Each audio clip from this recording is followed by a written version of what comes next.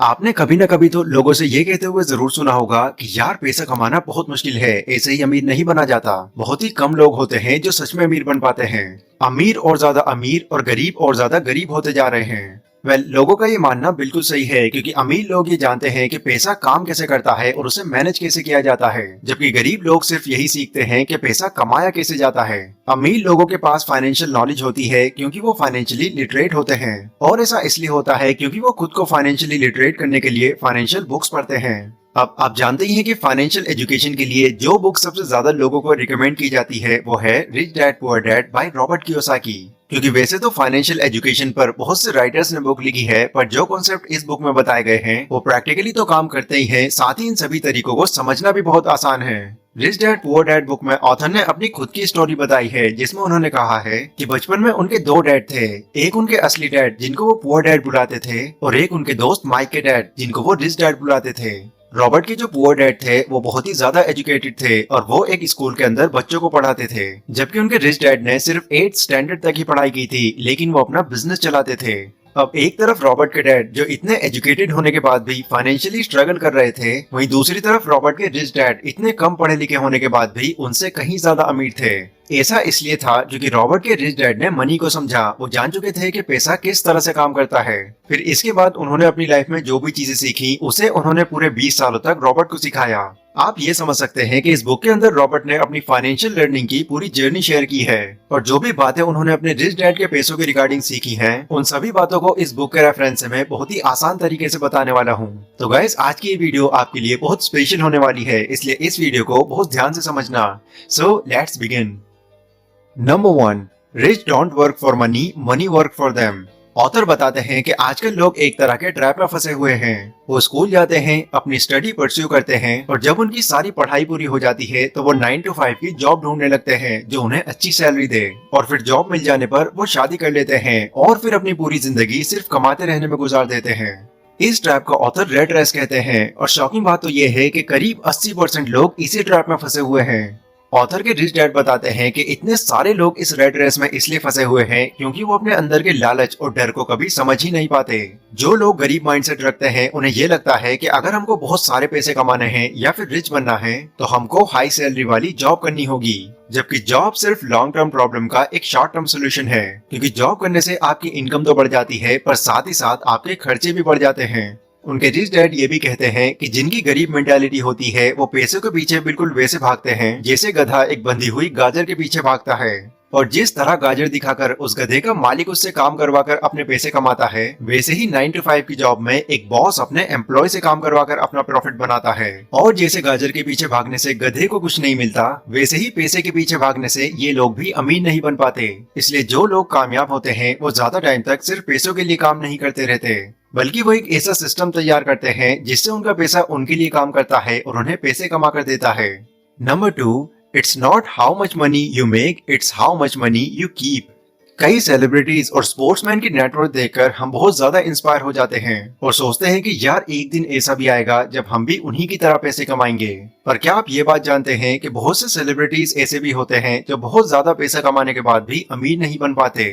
ऐसा इसलिए होता है क्योंकि उन्हें पैसा कमाना तो आता है, बट अपने इस पैसे को अपने पास कैसे रखते हैं या फिर यूं कहें कि उसे मैनेज कैसे करते हैं वो ये नहीं जानते। और उन लोगों को ये भी पता नहीं होता कि एसेट्स क्या होते हैं और लायबिलिटीज क्या होती हैं, और इसी कंफ्यूजन की वजह से वो अपने सारे पैसे खो देते हैं।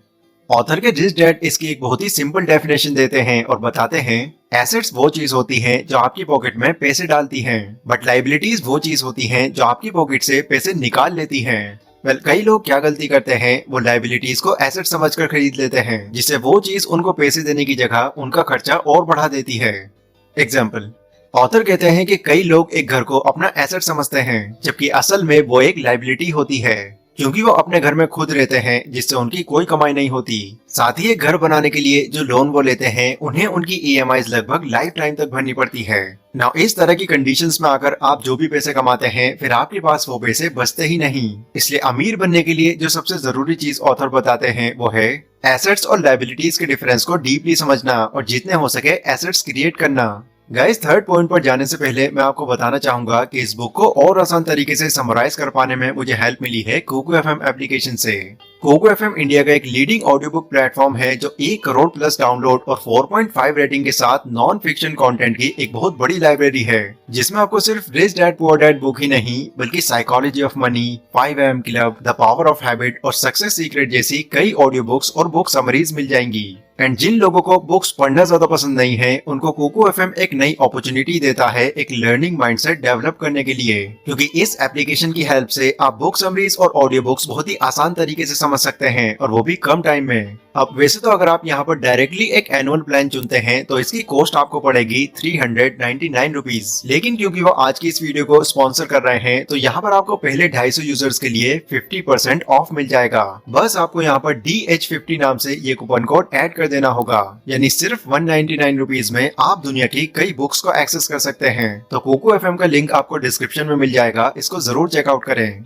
Number 3, get in your business along with your job. अब कई लोग क्या करते हैं, वो अपने अंदर अच्छी स्किल्स होने के बाद भी खुद को सिर्फ एक जॉब में फंसा कर रखते हैं। इसके अलावा वो कुछ और करने की सोचते भी नहीं, और अगर कभी वो अपना बिजनेस करने की सोचते भी हैं तो सबसे पहले वो अपनी करंट जॉब को क्विट कर देते हैं। ऑथर कहते हैं कि देखो, ये बात तो सच है कि सिर्फ जॉब करते रहने से आप ज्यादा अमीर नहीं बन सकते, लेकिन इसके लिए ये बिल्कुल जरूरी नहीं है कि अगर आप एक बिजनेस की शुरुआत कर रहे हैं तो आप उसके लिए अपनी करंट जॉब को ही छोड़ दें। स्टार्टिंग में आप अपनी जॉब के साथ भी अपने इस बिजनेस को चला सकते हैं। फिर जब आपको ये लगने लगे कि यस, मेरा अब ये बिजनेस मेरी जॉब से ज्यादा इनकम दे रहा है और अब मुझे इस पर ज्यादा टाइम देना चाहिए, तो तब आप अपनी इस जॉब को क्विट कर सकते हैं। रॉबर्ट के रिच डैड उनको बताते हैं कि देखो, जो लोग अमीर होते हैं वो अपना फोकस सिर्फ एक काम पर ही नहीं रखते, बल्कि वो अपने इनकम सोर्स को मल्टीप्लाई करते रहते हैं। एक बार मैकडोनल्ड के ऑनर रे क्रूक ने यूनिवर्सिटी ऑफ टेक्सास में कुछ स्टूडेंट से पूछा कि बच्चों बताओ, मैं कौन सा बिजनेस करता हूँ। तो सभी स्टूडेंट्स ने हंसकर जवाब दिया,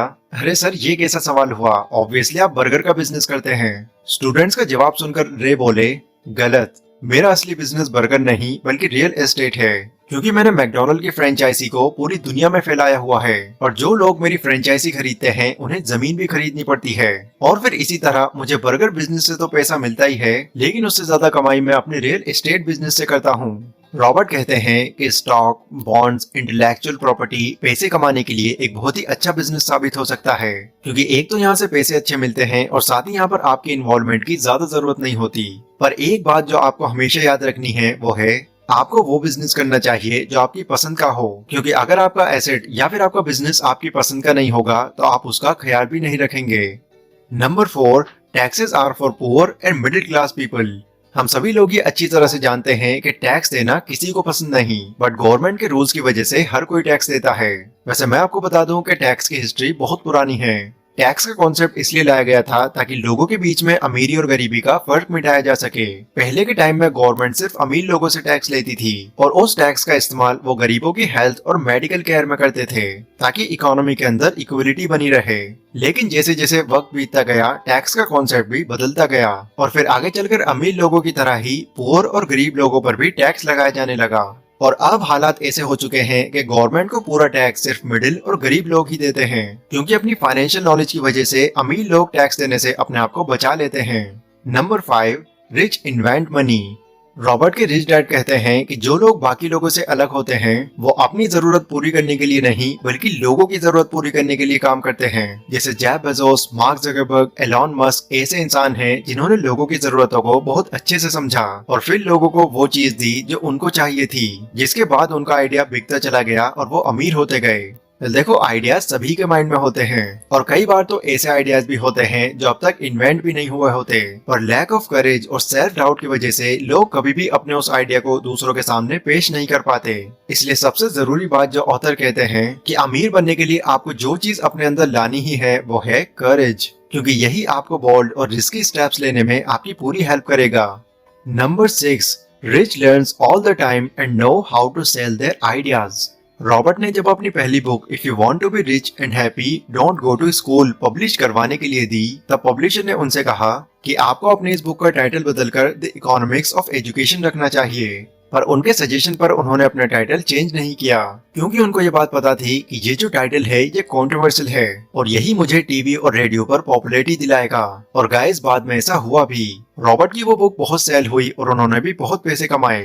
इसलिए रॉबर्ट कहते हैं कि देखो, आइडियाज होना ही काफी नहीं है, आपको लोगों को अपने आइडियाज को बेचना भी आना चाहिए, क्योंकि अच्छे आइडियाज और स्किल्स तो बहुत लोगों में होते हैं, पर बहुत ही कम लोग ऐसे होते हैं जिन्हें अपने आइडियाज को दूसरों को बेचना आता है। इसलिए अगर आप भी अमीर बनना चाहते हैं तो सबसे पहले ये सीखिए कि जो भी हुनर आपके अंदर है, आप उसकी मार्केटिंग कैसे कर सकते हैं, मतलब कि आप उसे बेच कैसे सकते हैं। अगर आपको अपनी चीज लोगों को बेचनी आ गई तो आप जरूर अमीर बनेंगे। तो ये थे गाइस वो 6 रूल्स जो रॉबर्ट के रिच डैड ने उन्हें सिखाए, जिन्हें यूज करके रॉबर्ट आगे चलकर इतने अमीर बने, और रॉबर्ट की तरह ही कोई भी इन रूल्स का यूज करके अमीर बन सकता है।